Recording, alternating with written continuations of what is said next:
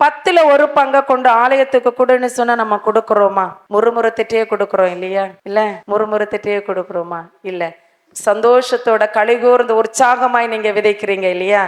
அந்த விதைக்கிற ஒன்று நீங்கள் தெரிந்து கொள்ளுங்க, கர்த்தருக்கென்று விதைத்து அது 500 இருந்தாலும் 2000 இருந்தாலும் அது உங்களுக்கு திருப்பி கொடுத்துருவார். எப்பொழுதுமே நாம தான் கர்த்தருக்கு கடனாளியா இருப்போமே தவிர அவர் நமக்கு கடன்காரரா இருக்கவே மாட்டார். ஹல்லேலூயா. எப்படியாகலும் உனக்கு அது கொடுப்பார். நீ இன்றைக்கு வேலை செய்த 500 ரூபாயை கொண்டு நீ கர்த்தருடைய சமூகத்தில் நீ காணிக்கையாய் நீ கொடுத்து விட்டு சென்றாய் என்றால் 2 நாள் அது 10 மடங்காய் சம்பாதிக்கிற ஆரோக்கியத்தையும் பலத்தையும் கர்த்தர் உனக்கு கொடுப்பார்.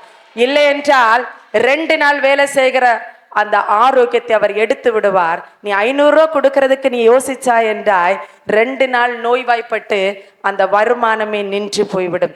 இதுதாங்க கர்த்தர் செய்யறது. இப்படிதான் அவன் உங்களுக்கு செய்யற. நீங்க நினைப்பீங்க இந்த 1000 கொடுத்த இது இப்படி 2000 என் கையில வருதுன்னு சொல்லி, அது 2000 இன்னொரு கையில கரத்துல கொடுத்துரு. அவர் எப்படி செய்வார், எப்பொழுது செய்வார், என்ன ரீதியில செய்வார், நம்ம யாரும் அவரை ஆராயவே முடியாது.